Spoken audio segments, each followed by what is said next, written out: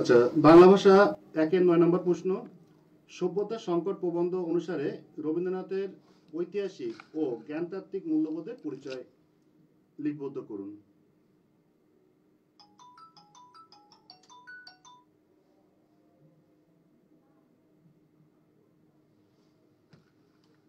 রবীন্দ্রনাথ ছিলেন বহুমুখী প্রতিভা দেওয়ার এক ক্ষণজন্মা পুরুষ। সাহিত্যের সকল শাখায় তার পদচারণা ছিল স্বাচ্ছন্দ্যে। কবি ও গীতিকার হিসেবে অনন্য হলেও ইতিহাস, রাজনীতি, দর্শন সম্পর্কে তার চিন্তা চেতনা ছিল অতুলনীয়। অর্থাৎ সাহিত্য, দর্শন, রাজনীতি, অর্থনীতি, জ্ঞান বিজ্ঞানের সকল শাখায় তার জ্ঞান ছিল অসামান্য। অর্থাৎ এই রবীন্দ্রনাথের যে বর্ণনা দেওয়া হচ্ছে যে সাহিত্য, দর্শন, রাজনীতি, অর্থনীতি, জ্ঞান বিজ্ঞানের সকল শাখায় তার জ্ঞান ছিল কি অসামান্য ছিল। তার বহু লেখায় এর প্রমাণ সুলভ, মানে তিনি যে সমস্ত পুস্তক লিখেছেন তাতে তার প্রমাণ রয়েছে। সভ্যতার সংকট প্রবন্ধ রবীন্দ্রনাথ ঠাকুর ঐতিহাসিক এবং জ্ঞানতাত্ত্বিক মূল্যবোধের পরিচয় পাওয়া যায়।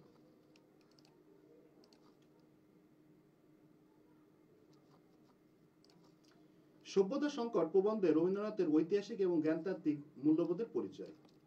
রবীন্দ্রনাথ ঠাকুর জন্মেছিলেন তৎকালীন সমগ্র ভারতবর্ষের এক বিখ্যাত পরিবারে। রবীন্দ্রনাথ কোথায় জন্মগ্রহণ করেছিলেন? তৎকালীন সমগ্র ভারতবর্ষের এক বিখ্যাত পরিবারে রবীন্দ্রনাথ ঠাকুর জন্মগ্রহণ করেছিলেন।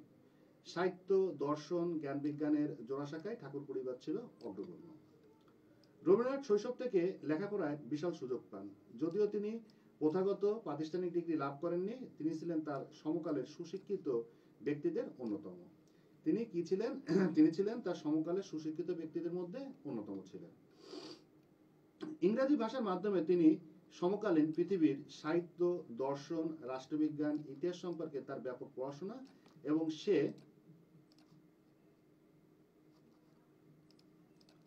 সে সুবাদে জানাশোনা ছিল। সভ্যতার সংকট প্রবন্ধে কবির এই জানাশোনার পরিচয় রয়েছে। বর্তমান সভ্যতার সংকট প্রবন্ধে রবীন্দ্রনাথ তার জীবনের এক বিশাল ভুলের কথা সর্বসমক্ষে অপকটে স্বীকার করেছেন। তাহলে সভ্যতার সংকট প্রবন্ধে কি করেছেন? যে রবীন্দ্রনাথ ঠাকুর তার জীবনের এক বিশাল ভুলের কথা তিনি কি করছেন? অপকটে স্বীকার করেছেন।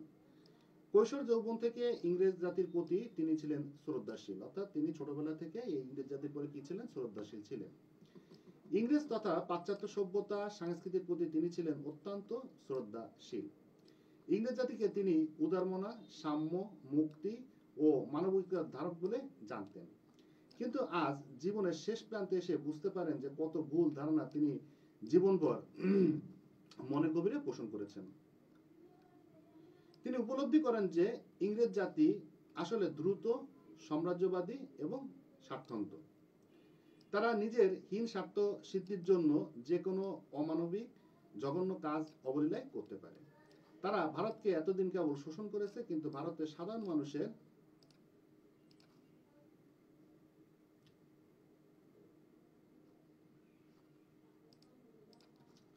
অর্থনৈতিক মুক্তির জন্য কিছুই করেননি। তারা সাম্প্রদায়িক বিভেদ নীতির মধ্যে হিন্দু মুসলমানদের মধ্যে অবিশ্বাস, বিবাদ সৃষ্টি করেছে। শাসনের সাথে শোষণ, নিপীড়ন করে ভারতবাসীকে তারা রক্ত শূন্য করে ফেলেছে।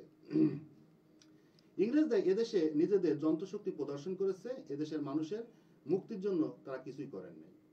কবির এই ধারণা বদ্ধমূল হয় পৃথিবীর বিভিন্ন দেশে তথা সোভিয়েত, রাশিয়া, চীন, জাপান ইত্যাদি ভ্রমণের ফলে। অর্থাৎ কবি তার জীবন দশায় অনেক দেশ পৃথিবীর ভ্রমণ করেছেন, সেই দেশগুলোর এখানে বর্ণনা করা আছে। কবি রাশিয়ার সরকারের উদার এবং মানব কল্যাণমূলক নীতি প্রত্যক্ষ করেছেন জাপানের উন্নয়ন। অথচ ভারত আজও নিরক্ষরতার অন্ধকারে নিমজ্জিত, দরিদ্র জাতকালে পিষ্ট, কুসংস্কার, অজ্ঞানতায় আচ্ছন্ন, হতবল, হতাশাগ্রস্ত। পাশ্চাত্য সভ্যতার অন্তঃসার শূন্যতা প্রত্যক্ষ করে রবীন্দ্রনাথ তাদের প্রতি বীতশ্রাদ্ধ। তিনি দৃষ্টি ফিরিয়েছেন প্রাচ্য সভ্যতার পানে। তার বিশ্বাস এই ভারত থেকে মহামানবের আবির্ভাব ঘটবে এবং ভারতকে উন্নতির দিকে এগিয়ে নিয়ে যাবে। আমরা দেখতে পাচ্ছি যে রবীন্দ্রনাথ এই প্রবন্ধে তৎকালীন সারা বিশ্বের ইতিহাস, রাজনৈতিক এর গতি প্রকৃতি নিয়ে আলোচনা করেছেন। সমকালীন পৃথিবীর ইতিহাস, দর্শন, রাজনীতি সম্পর্কে কবির স্পষ্ট সম্যক ধারণা ছিল বলেই সভ্যতার সংকট প্রবন্ধ রচনা করা সম্ভবপর হয়েছে।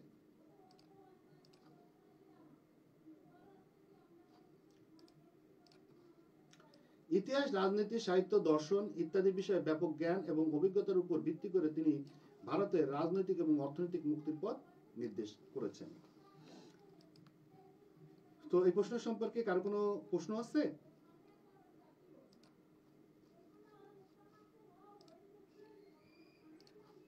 আচ্ছা, এরপর আমরা চলে যাব সিভিক এডুকেশন অনে চলে যাব। তো সিভিক এডুকেশন অন গত ক্লাসে আমাদের পড়া ছিল, কত নম্বর প্রশ্ন পড়া ছিল সিভিক এডুকেশন অন? কারণ 8 নাম্বার দেশপ্রেম। 8 নম্বর ছিল। তো আজকে আমরা 9 নম্বর প্রশ্নে চলে যাব সিভিক এডুকেশন অনের। স্যার 9 নাম্বার বলেছিলেন যে এই বছর আসছে, তো আচ্ছা, পরে দেখে ঠিক নিই আছে। 9 নম্বর প্রশ্নটা একটু। সিভিক এডুকেশন 9 সমাজ, হ্যাঁ এই প্রশ্নটা আসছে। তাহলে আমরা চলে যাব হচ্ছে গিয়ে 10 নম্বর প্রশ্নে চলে যাব।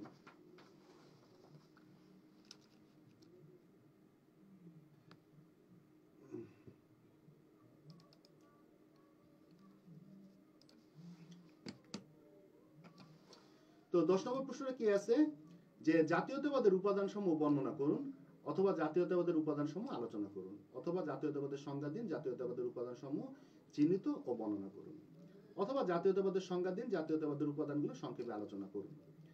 জাতীয়তাবাদ একটি বিতর্কিত রাজনৈতিক আদর্শ। তাহলে জাতীয়তাবাদকে কি বলা হচ্ছে? এটা একটা বিতর্কিত রাজনৈতিক আদর্শ বলা হচ্ছে। জাতীয়তাবাদ হলো একটি ভাবগত বা মানসিক ধারণা বিশেষ। এটি হলো একটি প্রবল মানসিক অবস্থা বা অনুভূতি, একটি আত্মিক ধারণা। জাতীয়তাবাদ হলো জনসমাজের মধ্যে গভীর ঐক্যবোধ এবং স্বাতন্ত্র্যবোধ। জাতীয়তাবাদের উপাদান। জাতীয়তাবাদ কোনো একক উপাদান নিয়ে গঠিত হয় না, অনেকগুলো উপাদানের ভিত্তি করে জাতীয়তাবাদ গড়ে ওঠে। এসব উপাদানগুলোকে বাহ্যিক এবং ভাবগত বা মানসিক দুই ভাগে বিভক্ত করা যায়। এই দুই ধরনের উপাদান জাতীয়তাবাদ গঠনের জন্য অপরিহার্য। নিম্নে জাতীয়তাবাদের উপাদানগুলো সংক্ষেপে আলোচনা করা হলো।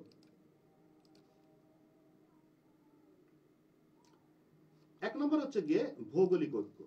ভৌগোলিক ঐক্য জাতীয়তাবাদের একটি অপরিহার্য উপাদান হিসেবে বিবেচিত হয়। তাহলে ভৌগোলিক ঐক্য কি হয়?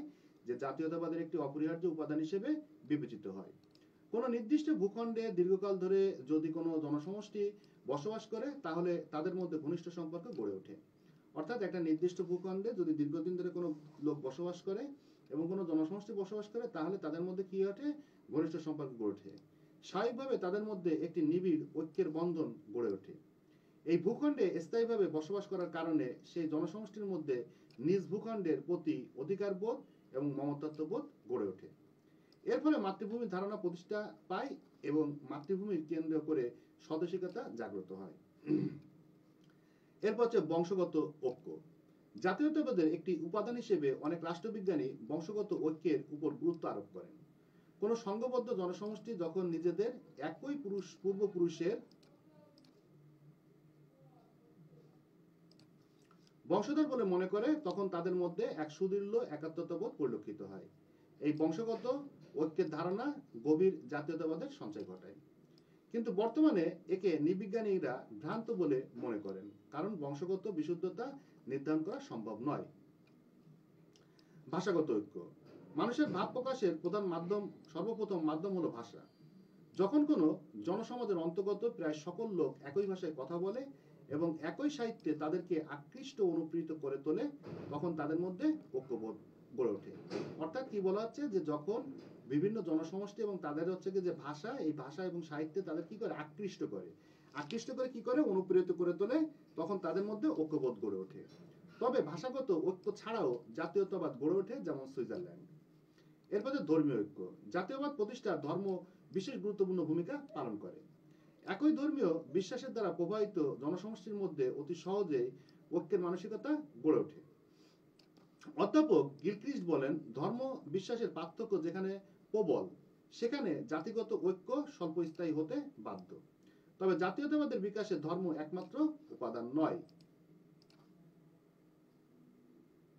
5. অর্থনৈতিক স্বার্থের বন্ধন। অর্থনৈতিক স্বার্থের বন্ধন জাতীয়তাবাদের একটি অতি প্রয়োজনীয় উপাদান। তাহলে অর্থনৈতিক স্বার্থের বন্ধন কি? এটা জাতীয়তাবাদের একটি অতি প্রয়োজনীয় একটা উপাদান। অর্থনৈতিক স্বার্থের বন্ধন এমন হওয়া প্রয়োজন যার মাধ্যমে জনসমাজের সবাইকে যেন ঐক্যবদ্ধ করা যায়। সমজাতীয় অর্থনৈতিক স্বার্থের মাধ্যমে কোনো নির্দিষ্ট ভূখণ্ডে বসবাসকারী মানুষের মধ্যে ঐক্যের পরিবেশ গড়ে ওঠে। এরপর রাষ্ট্রীয় সংগঠন এবং রাজনৈতিক আশা আকাঙ্ক্ষা। রাজনৈতিক সংগঠন ও আশা আকাঙ্ক্ষা জাতীয়তাবাদ গঠনের একটা গুরুত্বপূর্ণ উপাদান হিসেবে বিবেচিত হয়। অর্থাৎ রাজনৈতিক যে সংগঠন এবং তার যে আশা আকাঙ্ক্ষা রয়েছে এটা জাতীয়তাবাদ গঠনের একটা গুরুত্বপূর্ণ উপাদান হিসেবে বিবেচিত হয়। কোনো জনসমাজে দীর্ঘকাল ধরে একই ধরনের সরকারের অধীনে বসবাস করলে এবং একই ধরনের রাজনৈতিক আশা আকাঙ্ক্ষা দ্বারা অনুপ্রাণিত হলে জাতীয়তাবাদ প্রতিষ্ঠার অনুকূল পরিস্থিতি সৃষ্টি হয়। এরপরে কি আছে? ভাবগত ঐক্য। ভাবগত ঐক্য কি? ভাবগত ঐক্য জাতীয়তার ভাব সৃষ্টিতে অন্যতম উপাদান হিসেবে স্বীকৃত। ভাবগত ঐক্য কোনো জনসমাজে মানসিক অবস্থাকে প্রতিফলিত করে। অর্থাৎ এই ভাবগত ঐক্য কি করে? যে কোনো জনসমাজে মানসিক অবস্থাকে কি করে? প্রতিফলিত করে। সমজাতীয় অনুভূতি, চিন্তা, জীবন ধারণের পদ্ধতি নিয়ে ওই মানসিক অবস্থা সৃষ্টি হয়। এই কারণে লাস্কি বলেছেন যে জাতীয়তাবাদের ধারণা এক প্রকার মানসিক ধারণা। উপসংহার: উপরোক্ত উপাদানগুলো জাতীয়তাবাদ গঠনে অত্যন্ত গুরুত্বপূর্ণ ভূমিকা পালন করে। কখনো একক উপাদানের ফলে জাতীয়তাবাদ গঠিত হতে পারে, আবার কখনো একাধিক উপাদানের সমন্বয়ে জাতীয়তাবাদ গঠিত হতে পারে। তবে যেভাবে জাতীয়তাবাদ গঠিত হোক না কেন, একমাত্র ঐক্যবোধই জাতীয় অস্তিত্বের একমাত্র অপরিহার্য সম্বল। তাছাড়া ভাবগত উপাদান ছাড়া জাতীয়তাবাদ গড়ে উঠতে পারে না। এই প্রশ্ন সম্পর্কে কারো কোনো প্রশ্ন আছে?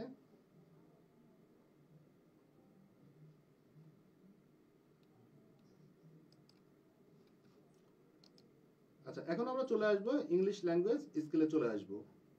ইংলিশ ল্যাঙ্গুয়েজ স্কিলে আপনাদের স্টোরি ছিল, গত ক্লাসে আপনাদের স্টোরি ছিল হচ্ছে গিয়ে 9 নাম্বার পড়ানো হয়েছে। 9 নম্বর পড়ানো হয়েছিল। পড়া মুখস্থ করতেছেন?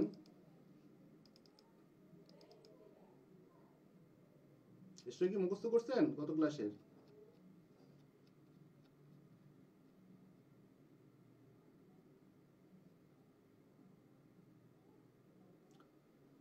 আচ্ছা, আমরা চলে যাব 52 অর্থাৎ 52 নম্বর পেজে 10 নম্বরে চলে যাব। এখানে আছে কি? The following sentences are the beginning of an incomplete story. Read them carefully and complete the story in your own way. Give a title to it. এখন এখানে প্রশ্নটা কি আছে? Once there lived a poor woodcutter. অর্থাৎ একদা এক গরিব কাঠুরে বাস করতেন। But he was very honest. He মানে কি? বাট মানে কি? কিন্তু। He was মানে সে ছিল very honest, অত্যন্ত সৎ ছিল। He earned মানে কি? উপার্জন করা। He earned his livelihood. এই যে livelihood মানে হচ্ছে কি? জীবিকা নির্বাহ করা by selling wood in the market. এখানে ডাই লেখা আছে, ডাইটা হবে না, ইন মার্কেট। ইন দি এখানে দি হবে, টিআইসি দি হবে, ইন দি মার্কেট। সে কি করত? সে বলছে কি একদিন বলছে কি যে তিনি বাজারে কাঠ বিক্রি করে তার জীবিকা নির্বাহ করতেন। অর্থাৎ বন থেকে যে কাঠ কাটতো সেই কাঠ বেচে সে তার জীবিকা নির্বাহ করত। One day while he was cutting wood, his axe fell into the river. অর্থাৎ একদিন গাছ কাটার সময় তার কুঠারটি কোথায় পড়ে গেল? নদীতে পড়ে গেল। এখন এই পর্যন্ত আমাদের দেয়া আছে। এখন আমাদের কি করতে হবে? প্রথমে আমাদের নামকরণ করতে হবে, অর্থাৎ টাইটেল দিতে হবে। টাইটেল কি দিব আমরা? Title an honest woodcutter and the beautiful fairy, অর্থাৎ এক সৎ কাঠুরে ও এক সুন্দর পরী। তো এইখানে এই রিভার পর্যন্ত আমাদের দেয়া আছে, তো এই রিভার পর্যন্ত আমাদের লিখে নিতে হবে। এরপরে আমাদের কি করতে হবে? পরের থেকে the river was very deep. River মানে কি? নদীটি। ওয়াজ মানে ছিল, ভেরি ডিপ নদীটি ছিল অত্যন্ত গভীর।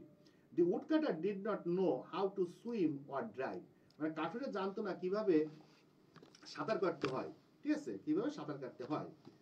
সো মানে সুতরাং হি ওয়াজ সিটিং হেয়ার স্যাডলি, এখানে আই আছে, আইটা হবে না, হেয়ার স্যাডলি তার মানে সে দুঃখের সহিত তার ওইখানে বসে পড়লো। দেন এ ওয়ান্ডারফুল থিং হ্যাপেন্ড, হঠাৎ করে একটা আশ্চর্যজনক কিছু একটা ঘটলো, বা এরপর সেখানে একটা চমৎকার ঘটনা ঘটলো। এ বিউটিফুল ফেইরি, ফেইরি মানে হচ্ছে পরী, appeared before the woodcutter, অর্থাৎ কাঠুরের সামনে এক সুন্দর পরী এসে উপস্থিত হলো। সে আস্কড হিম, সে তাকে জিজ্ঞেস করলো, ইন এ সুইট ভয়েস, মিষ্টি কণ্ঠে, why are you so sad, তার মানে হচ্ছে কি আপনি, আপনার মন খারাপ কেন? Why are you not cutting wood, মানে আপনি কেন কাঠ কাটছেন না? এই হয় মানে হচ্ছে কেন। দি উডকাটার রিপ্লাইড মানে উত্তর দিল সরফুলি মানে দুঃখের সহিত মাই এক্স মানে হচ্ছে কুঠল বা কুড়াল was fallen into the river, আমার কুঠারটি কোথায় পড়ে গেছে? নদীতে পড়ে গেছে। I can't cut wood now, এই জন্য আমি কাঠ কাটতে পারছি না। The fairy then showed him an axe made of gold, তার মধ্যে পড়ে কি করে তাকে একটা সোনার কুঠাল এনে দেয়। সে আস্কড হিম, সে তাকে জিজ্ঞেস করলো ইফ ইট ওয়াজ ইজ এক্সি, এটা কি তোমার কুঠাল? দি উডকাটার স মানে কাঠুরে এটা দেখলো দি এক্সি অ্যান্ড সেড, সে বলল ইটস নট মাই এক্সি, এটা আমার কুঠাল নয়, কুঠাল নয় বা কুড়াল নয়। দি ফেরি শোড মানে কি দেখানো, হিম মানে তাকে দেখালো অ্যানাদার এক্সি মেড অফ সিলভার, তাকে কি দেখালো? তাকে একটা রূপার কুঠাল দেখালো। সে আকসে জিজ্ঞেস করলো is this the axe that you lost, এই কি তোমার সেই কুঠালটি যেটা তুমি হারিয়েছো? মানে কি রূপার একটা কুঠাল দেখিয়ে বললো যে তুমি যে কুঠালটি হারিয়েছো এটা কি সেই কুঠাল?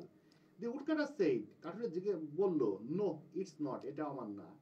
মাই এক্সি ইজ মেড অফ আয়রন, আমার কুঠালটি ছিল লোহার। দি ফেরি শোড হিম দি লস্ট এক্সি, এরপরে পরিতাকে তার হারানো কুঠালটি ফেরত দিল। The woodcutter then said happily that it was his axe, তার মানে কাঠুরি সুন্দরভাবে এবার বললো যে আনন্দিত হলো এবং বলল যে এইটাই হচ্ছে আমার সেই কুঠাল। The fairy became very pleased, মানে পরি অত্যন্ত খুশি হলো and gave him the gold and the silver axe too, তাকে সোনার এবং রূপার কুঠালটি দিল। Then the woodcutter became rich, কারণ কাঠুরে ধনী হলো and began to live happily, এবং সুখে শান্তিতে বসবাস করতে লাগলো। এটা নিয়ে কারো কোনো প্রশ্ন আছে?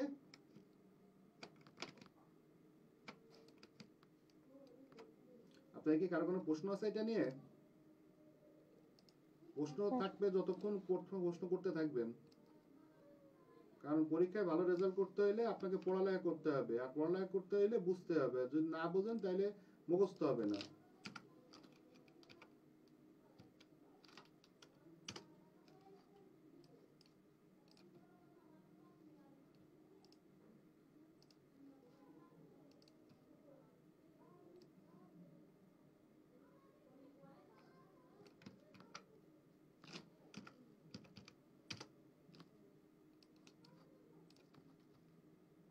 কারো কোনো প্রশ্ন আছে এটা সম্পর্কে?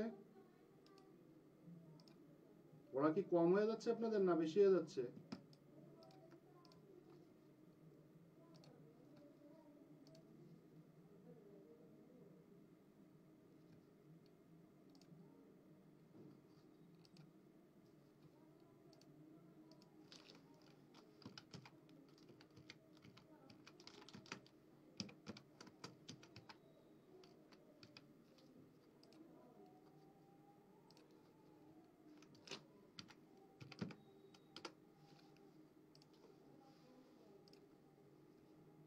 আচ্ছা, এরপরে আমরা চলে যাব গ্রামারে চলে যাব। গত ক্লাসে আমরা গ্রামার কি করাইছিলাম?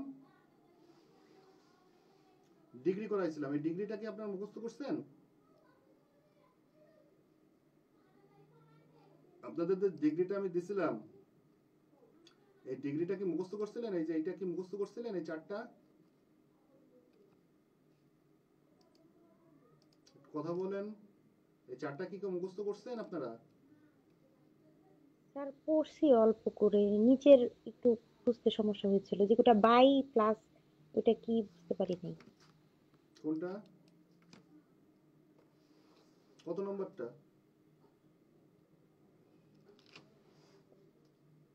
5 নাম্বারটা স্যার। 5 নম্বর। 5 নম্বর বলছে কি আইএনজি যুক্ত ভার্ব। আইএনজি মানে কি? মূল ভার্ব প্রথমে থাকে, মূল ভার্বটা প্রথমে থাকে আইএনজি। তাহলে গোয়িং, এই গোটা হচ্ছে মূল ভার্ব, এর সাথে I N G. Going home I found him ill, মানে বাড়িতে কি হইলো আমি তাকে দেখলাম কি অসুস্থ দেখলাম। মানে গোয়িং হোম বাড়ি গেলাম, আই ফাউন্ড হিম ইল আমি তাকে অসুস্থ দেখলাম। এখন এইটা এখন যখন থাকবে আইএনজি যখন থাকবে তখন অ্যাজ সিন্স অথবা হোয়েন বলবে। তাহলে হোয়েন আই ওয়েন্ট হোম, যখন আমি বাড়ি গেলাম, আই ফাউন্ড হিম ইল আমি তাকে অসুস্থ দেখলাম। আর এটা হচ্ছে কমপ্লেক্স হবে, আর কম্পাউন্ডে কি হবে? অ্যান্ড আসবে। আই ওয়েন্ট হোম আমি বাড়ি গিয়েছিলাম, অ্যান্ড আই ফাউন্ড হিম ইল আমি অসুস্থতা দেখেছিলাম তাকে। আর কত নম্বর? স্যার 3 নাম্বারটা। 3 নম্বর বলছিল বাই প্লাস জেরান্ড। এই জেরান্ড কথার অর্থ হচ্ছে মূল ভাবের সাথে আইএনজি। কিন্তু স্যার বাই এটাই বুঝতে পারি নাই স্যার, জেরান। বাই প্রথমে বসবে আর মূল ভার্বের সাথে আইএনজি হবে। তাহলে এখানে বাই এই জেরান কথার অর্থ হচ্ছে গিয়ে মূল ভার্বের সাথে আইএনজি, মূল যে ভার্ব থাকবে আইএনজি। আগেরটার এটা একই, কিন্তু এখানে হচ্ছে গিয়ে বাই প্রথমে আসবে, যেহেতু বাই প্লাস জেরান, তারপরে মূল ভার্বের সাথে আইএনজি আসবে। তাহলে বাই প্লাস জেরান। তাহলে এখানে বাই কি বলছে, বাই রিডিং, এই রিডটা হচ্ছে মূল ভার্ব, এর সাথে আইএনজি, বাই রিডিং অ্যাটেন্টিভলি, মানে মনোযোগ সহকারে পড়ো, ইউ উইল পাস, তাহলে তুমি পাস করবে। আর এখানে কি হবে, ইফ যুক্ত অ্যাফার্মেটিভ, তাহলে কি হবে, ইফ ইউ রিড অ্যাটেন্টিভলি, যদি তুমি মনোযোগ সহকারে পড়ো, ইউ উইল পাস, তাহলে তুমি পাস করবে। আর ইম্পারেটিভে কি হবে, রিড অ্যাটেন্টিভলি, মনোযোগ সহকারে পড়ো, এন্ড ইউ উইল পাস, তাহলে তুমি পাস করবে। উইদাউট প্রেজেন্ট কি, ওইখানে 22 জায়গায় এখানে উইদাউট চলে আসতেছে। তাহলে উইদাউট প্রেজেন্টকে উইদাউট এর সাথে মূল ভার্বের সাথে আইএনজি, উইদাউট বসবে তারপর মূল ভার্বের সাথে আইএনজি। তাহলে উইদাউট এখানে রিড আছে, তাহলে কি উইদাউট রিডিং অ্যাটেন্টিভলি, অর্থাৎ মনোযোগ সহকারে পড়ো, ইউ উইল ফেল, নাহলে তুমি ফেল করবে। মানে উইদাউট রিডিং অ্যাটেন্টিভলি, যদি তুমি মনোযোগ সহকারে না পড়ো, ইউ উইল ফেল, তাহলে তুমি অকৃতকার্য হবে। আর এখানে যখন উইদাউট প্লাস জেনারেল থাকবে, তখন if plus negative oblique unless বসবে। তাহলে if you don't read attentively, যদি তুমি মনোযোগ সহকারে না পড়ো, ইউ উইল ফেল, তাহলে তুমি কি করবে, ফেল করবে বা অকৃতকার্য হবে। এরপর হচ্ছে ইম্পারেটিভ, অর রিড অ্যাটেন্টিভলি, মনোযোগ সহকারে পড়ো, অর ইউ উইল ফেল, নাহলে তুমি ফেল করবে। আর কোনটা সমস্যা, এই তিনটাই। প্রথমটা সিম্পল, তারপর একটা কমপ্লেক্স, তারপরটা হচ্ছে কম্পাউন্ড। সিম্পল মানে হচ্ছে সরল বাক্য, কমপ্লেক্স মানে হচ্ছে জটিল বাক্য, আর কম্পাউন্ড মানে হচ্ছে যৌগিক বাক্য।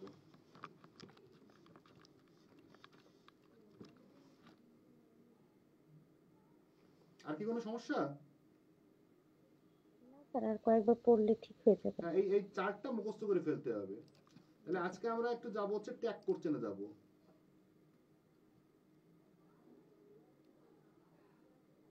একদম সোজা ট্যাগ কোশ্চেন, কি কখনো করছেন আগে? ইকুয়েশন করা হয়েছে স্যার। না, এই ক্লাসে তো করানো হয়নি ট্যাগ কোশ্চেন, তো তোমাদের ইন্টারমিডিয়েটে করাইছিলাম হয়তো। আগের ব্যাচে করানো হয়েছে। হুম, তাই আগের বছর সাথে তো এই বছর করলে হবে না।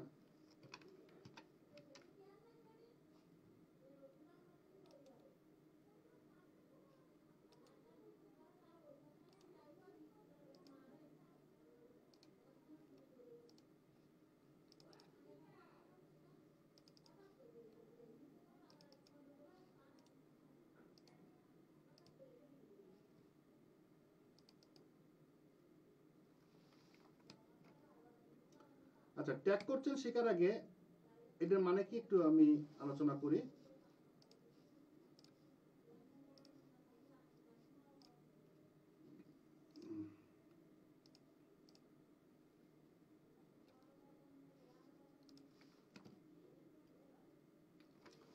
আচ্ছা, এখানে বলা হচ্ছে কি, একটু খেয়াল করতে হবে, ট্যাগ করছেন কি, কথোপকথনের সময় বাক্যের শেষে যে একটি সমর্থন সূচক প্রশ্ন সংযোগ করা হয় তাকে ট্যাগ করছেন বলা হয়। অর্থাৎ আমরা যখন বিভিন্ন ধরনের কথোপকথন করি, তাহলে কথোপকথনের সময় বাক্যের শেষে যে একটি সমর্থন সূচক প্রশ্ন সংযোগ করা হয় তাকে কি বলা হয়, ট্যাগ করছেন বলা হয়। যেমন রহিম প্লেস ক্রিকেট, অর্থাৎ রহিম ক্রিকেট খেলা করে। ডাজেন্ট হি, খেলা করে না কি।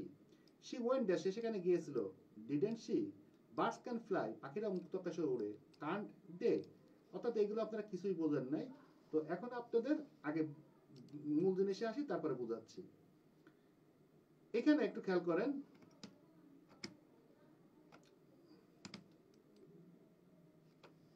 একটু ভালো করে একটু খেয়াল করেন।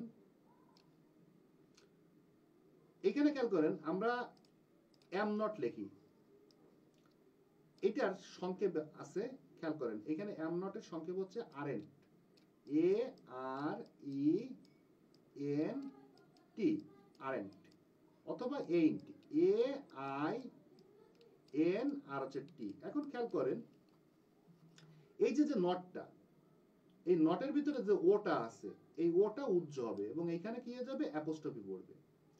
এটা একটু ব্যতিক্রম, যে অ্যামেন্ট হয় না, হয় আরএন্ট হয়, নয় এইন্ট হয়। এরপরে আছে ইজ নট, তাহলে ইজ নট কে আমরা সংক্ষেপে লিখবো isn't, I S N apostrophe T, isn't. আর নট কে আমরা সংক্ষেপে লিখতে আরএন্ট, এ আর ই আর এন কমা দিয়ে টি, আরএন্ট। ডু নট কে সংক্ষেপে লিখতে হচ্ছে don't, D O N apostrophe T, don't. Does নটকে আমরা সংক্ষেপে লিখবো doesn't, DOESN apostrophe T, doesn't. Did নটকে আমরা সংক্ষেপে লিখবো ডিডেন্ট, DIDNT, ডিডেন্ট। ওয়াজ নটকে সংক্ষেপে লিখতে হচ্ছে কি ওয়াজেন্ট, WSN অ্যাপোস্ট্রফি টি।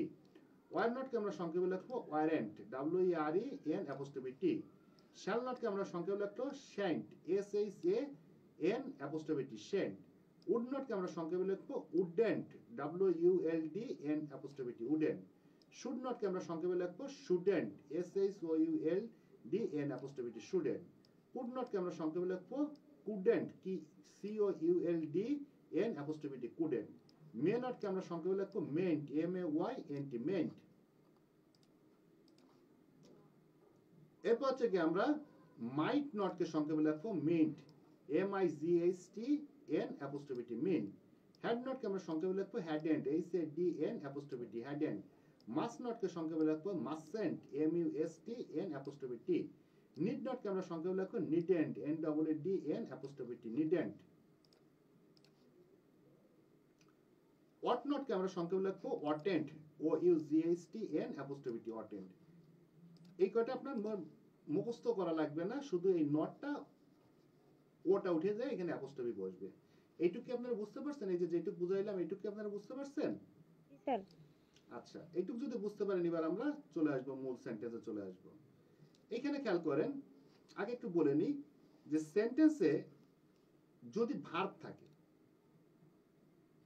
ভার্ব বলতে অক্সিলারি ভার্ব। অক্সিলারি ভার্ব কোনগুলো? Am, is, are, was, were, have, has, had, shall, should, may, might, can, could, এগুলোকে বলা হয় হচ্ছে অক্সিলারি ভার্ব। তো এই অক্সিলারি ভার্বগুলো যদি থাকে তাহলে সরাসরি আমাদের এইখানটায় চলে আসবে এবং পরপরে সাবজেক্ট চলে আসবে। আর যদি অক্সিলারি ভার্ব না থাকে সেক্ষেত্রে আমাদের প্রিন্সিপাল ভার্ব থাকে, সেক্ষেত্রে আমাদের কি চলে আসবে? ডু, ডাজ, ডিড চলে আসবে। ঠিক আছে? এখন এখানে একটু কথা আছে যে অক্সিলারি ভার্ব কোনগুলো একটু মুখস্থ করবেন। ওই যে যেগুলো হচ্ছে কি এই যে এইখানটায় আমরা কেবল আলোচনা করলাম, এইগুলো প্রত্যেকটাই প্রায় অক্সিলারি ভার্ব। অক্সিলারি ভার্বের সংজ্ঞা কি? যে ভার্ব অন্য ভার্বের সাহায্য ছাড়া নিজে নিজে অর্থ উচ্চারণ করতে পারে না বা অর্থ হয় না, সেই ভার্বকে বলা হচ্ছে অক্সিলারি ভার্ব। যেমন am, is, are, was, were, have, has, shall, should, may, might, can, could. কেন এরা অর্থ হয় না একটু আমি বোঝাই। যেমন আমরা একটা সেন্টেন্স গঠন করতে গেলে আমরা কি লিখি? যেমন আমরা জানি যে একটা সেন্টেন্স গঠন করতে গেলে সাবজেক্ট, ভার্ব এবং অবজেক্ট হলে সেন্টেন্সটা গঠন হয়ে যায়, তাই না?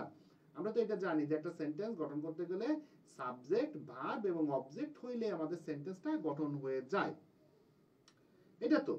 কিন্তু সেন্টেন্সটা তারপরও কারেক্ট হবে না যদি সেখানে অক্সিলারি ভার্ব থাকে। অর্থাৎ অক্সিলারি ভার্বের সংজ্ঞা হচ্ছে যে ভার্ব অন্য ভার্বের সাহায্য ছাড়া নিজে নিজে অর্থবোধক হতে পারে না বা নিজে নিজে বাক্য প্রকাশ করতে পারে না বা নিজে নিজে অর্থ প্রকাশ করতে পারে না, তাকে অক্সিলারি ভার্ব বলে, মানে পরগাছা যেটা। আর প্রিন্সিপাল ভার্বের সংজ্ঞা কি? যে ভার্ব অন্য ভার্বের সাহায্য ছাড়া নিজে নিজেই অর্থ প্রকাশ করতে পারে তাকেই প্রিন্সিপাল ভার্ব বলে। ক্লিয়ার? এখন আমি একটা এক্সাম্পল দিই যে আই ইট রাইস, আমি ভাত খাই। এখন যদি আমরা আইটা হচ্ছে সাবজেক্ট, ইটটা হচ্ছে ভার্ব, আর রাইসটা কি? অবজেক্ট।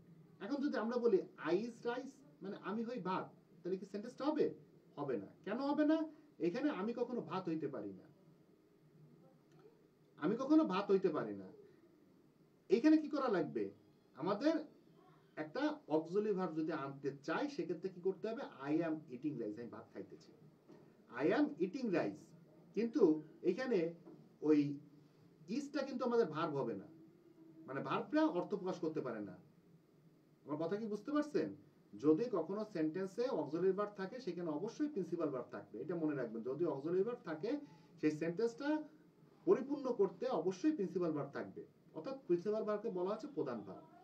এখন আপনাকে এখানে খেয়াল করতে হবে এখানে ভার্বটা কোন ভার্ব আছে। এখানে কি খেয়াল করেন, একটা সেন্টেন্স গঠন করতে গেলে প্রথমে সাবজেক্ট, সাবজেক্ট হচ্ছে রহিম। এরপরে কি থাকবে? ভার্ব। ভার্বটা কি আছে? প্লেস। এই প্লেসটা কি? এই প্লে, অর্থাৎ এর সাথে এস, ইএস, ইটি, এসটি, আইএনজি এইগুলো কিন্তু মূল ভার্ব না। এই সারা যেটুকু আছে এটা হচ্ছে ভার্ব। আর অবজেক্ট কোনটা? এইটা হচ্ছে লাস্টের টুকু হচ্ছে অবজেক্ট, অর্থাৎ রহিম প্লেস ক্রিকেট, রহিম ক্রিকেট খেলা করে। এখন এইখানে আমাদের কি করতে হচ্ছে? এইখানে আমাদের দেখেন যে আমি বলছি যে অক্সিলারি ভার্ব বাদে অন্য কোনো ভার্ব এখানে আনা যাবে না। যদি অক্সিলারি ভার্ব না থাকে সেক্ষেত্রে আমাদের কি করতে হবে? ডু, ডাজ অথবা ডিড আনতে হবে। এখন ডু, ডাজ, ডিডটা কিসের ক্ষেত্রে আনবো? ডু কোথায় আনবো? ডাজ কোথায় আনবো? ডিড কোথায় আনবো? তাহলে ডাজ আনবো যখন থার্ড পারসন সিঙ্গুলার নাম্বার থাকবে, এবং থার্ড পারসন সিঙ্গুলার নাম্বার না থাকলে সমস্যা নাই, তো অধিকাংশ ক্ষেত্রে থার্ড পারসন সিঙ্গুলার নাম্বারটা থাকলে এবং এই ভার্বের সাথে দেখবেন যে ভার্বটা প্লুরাল যদি ফর্মে থাকে, পেলেস এটা দেখেন প্লুরাল ফর্মে আছে, সেক্ষেত্রে আমরা ডাসটা কথাটা আনবো। যদি আমাদের পাস্ট টেন্সে থাকে, দেখেন এই যে ওয়েন্ট আছে, ওয়েন্টটা কি, গোটা হচ্ছে প্রেজেন্ট, পাস্টে হচ্ছে ওয়েন্ট, পাস্ট পার্টিসিপল হচ্ছে গন, গো ওয়েন্ট গন। তাহলে এখানে কি আছে, আমাদের ওয়েন্ট আছে। তাহলে ওয়েন্ট থাকলে আমাদের কি আনবো, যখন পাস্ট ফর্মে থাকবে তখন আমাদের চলে আসবে ডিড, আর যখন কোনো ফর্মে থাকবে না তখন আমাদের চলে আসবে ডু। এখন একটু খেয়াল করেন, এখানে আছে কি, রহিম পেলেস ক্রিকেট, অর্থাৎ রহিম ক্রিকেট খেলা করে। এখন তাহলে আমাদের রহিম থার্ড পারসন আছে, এখানে ভার্বের সাথে একটা এস আছে, তাহলে এখানে কি আছে, প্লুরালে আছে, তাহলে কি আসতেছে, আমাদের ডাজ চলে আসতেছে। ডাজেন্ট, ডাজেন্ট এখন রহিম তো হয় না, এর প্রোনাউন হয়, প্রোনাউন কি, হি। ধরেন আমরা প্রোনাউন বলতে কি বোঝাই, একটা সেন্টেন্সে প্রোনাউন হচ্ছে, ধরেন Hasan go to market, sorry Hasan is a, আমি হাসান সম্পর্কে যদি একটা কবিতা কোনো কিছু লেখি যে Hasan is a boy, Hasan read in class 5, পরের লাইনে কি আমাদের হাসান লেখার দরকার আছে, আমাদের হি লেখি। তাহলে হি নামের পরিবর্তে যেটা বুঝে, হ্যাঁ, নামের পরিবর্তে কোনো নামের পরিবর্তে যেটা বসে সেটাকে বলা হচ্ছে প্রোনাউন, অর্থাৎ এখানে প্রোনাউনটা বসবে। তাহলে ডাজেন্ট হি মানে খেলা করে কি, সে কি খেলা করে। এরপর যে শি ওয়েন্ট দেয়ার, সে সেখানে গিয়েছিল, তাহলে ওয়েন্টটা কোন টেন্স, ওয়েন্টটা হচ্ছে আমাদের পাস্টে আছে, তাহলে পাস্ট টেন্স থাকলে আমাদের কি হবে, ডিডেন্ট, আর এখানে তো শি তো আছে, প্রোনাউনই আছে, তাহলে শি। বার্ডস ক্যান ফ্লাই, পাখিরা উঠতে পারে, তাহলে ক্যান মানে কি, পারা, পাখিরা কি করতে পারে, উঠতে পারে, তাহলে কি হবে, কান্ট, পাখিরা কি থার্ড পারসন, তাহলে এখানে পাখিরা তো উঠতে পারে, তাহলে কি হবে, এখানে দিয়ে চলে আসবে তারা, অনেক পাখি বুঝাইছে।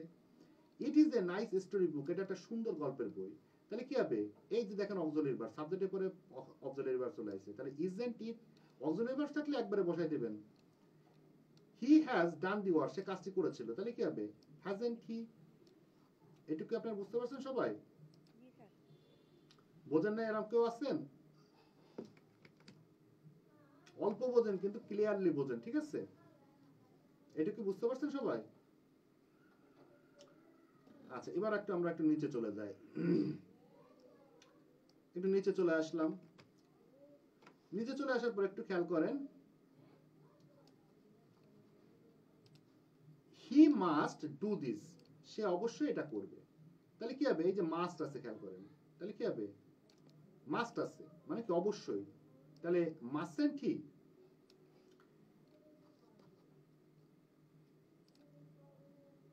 এরপর আরেকটু নিচে চলে আসি আমি,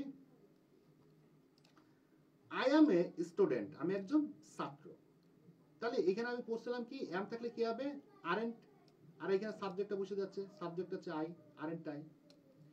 শি ডিডন্ট গো দেয়ার, সে সেখানে যায়নি, তাহলে এই যে ডিডটা হচ্ছে ভার্ব আমাদের, সে সেখানে যায়নি, তাহলে এখানে সরি এখানে গোটা হচ্ছে ভার্ব, ভার্ব এখানে গোটা হচ্ছে ভার্ব, তাহলে কি হবে, শি ডিডন্ট গো দেয়ার, সে সেখানে যায়নি, তাহলে কি হবে, ডিড শি, গিয়েছিল কি, ইউ হ্যাভ ডান ইট, তুমি এটা করতে পারবে, তাহলে কি আছে, হ্যাভ আছে, তাহলে হ্যাভেন্ট ইউ।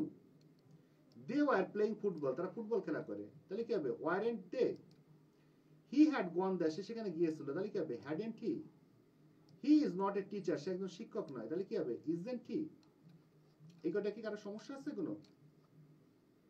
স্যার ওই 2 নাম্বারটা ওই নেগেটিভ থাকলে ওখানে আবার নেগেটিভ হবে না, শুধু না ডিড। না, নেগেটিভ থাকলে অ্যাফার্মেটিভ হয়, আর অ্যাফার্মেটিভ থাকলে নেগেটিভই হয়, কারণ এখানে তো ডিডেন্ট আছে, তাহলে এখানে আর নট আনবো না আমরা, যখন আমাদের অ্যাফার্মেটিভ থাকবে তখন নেগেটিভ, যদি নেগেটিভে থাকে তাহলে অ্যাফার্মেটিভ, এটা হচ্ছে rule.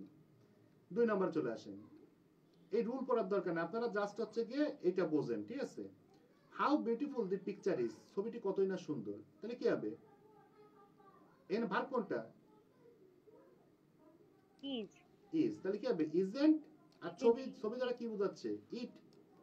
G sir. How nicely the bird sing, পাখি কতই সুন্দর গান গায়, তাহলে কি হবে, doesn't it.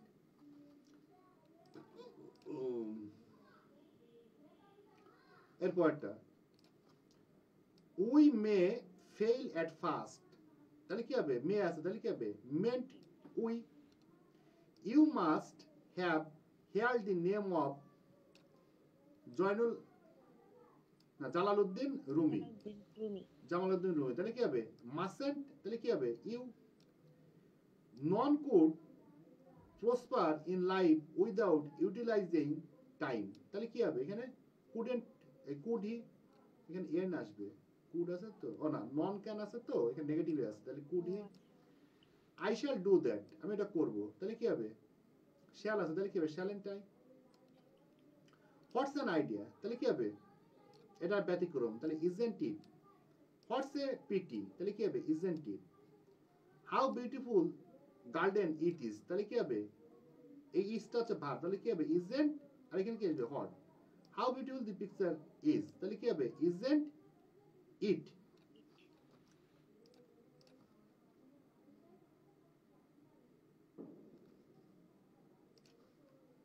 I need a notebook আমার একটা নোটবুকের প্রয়োজন তাহলে কি হবে doesn't I don't I she needs a piano তাহলে কি হবে needs আছে তাহলে কি হয়ে যাবে এখানে ওই উপরে যেটা করাইছিলাম doesn't she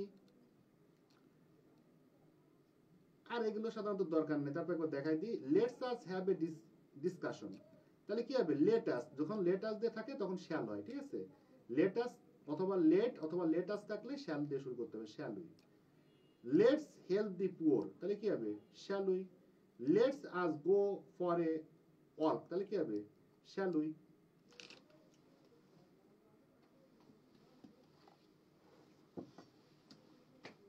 আর লাগবে না এই কটা পড়লে মোটামুটি এর ভিতর থেকে মোটামুটি আপনারা যে কোনো ট্যাগ করছেন করতে পারবেন এখন ট্যাগ করছেন কার কি সমস্যা বলেন কার কি সমস্যা আছে ট্যাগ করছেন না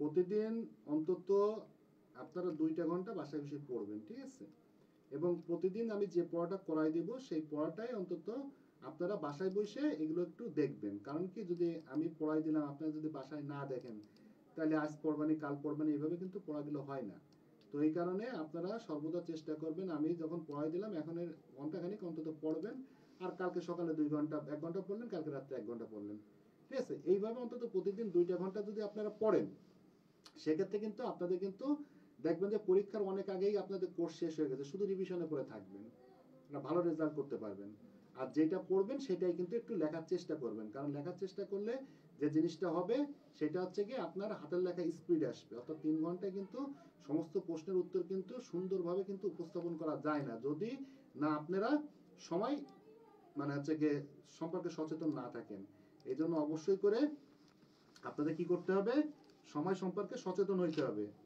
সময় সম্পর্কে যদি সচেতন না থাকেন অর্থাৎ পরীক্ষার হলে যায় কিন্তু দেখবেন প্রশ্ন বাক্সে বাট কি করতে পারতেছেন না লিখতে পারতেছেন না এই কারণে অবশ্যই আপনাদের একটা প্রশ্ন 30 থেকে বড় প্রশ্ন এটা 30 থেকে সর্বোচ্চ কি 32 মিনিট আপনার সময় লাগাবেন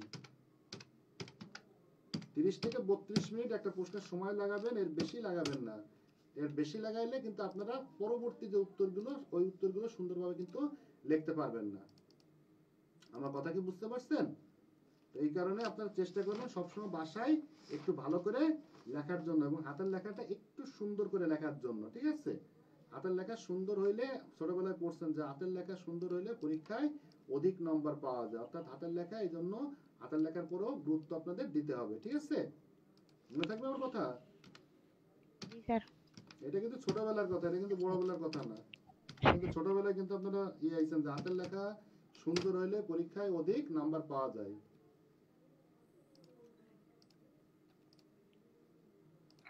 সুপ্রিয় শিক্ষার্থী বন্ধুরা আমরা এইভাবে লাইভ ক্লাসটি অনলাইন ক্লাস নিয়ে থাকি যে সমস্ত শিক্ষার্থী 2023 সালে রয়েছেন আমাদের অনলাইন ক্লাসে যুক্ত হতে গেলে সরাসরি আমাদের নম্বরে কল করবেন তো আমি অনিমেষ আজকের মতো বিদায় নিচ্ছি সকলে ভালো থাকবেন সুস্থ থাকবেন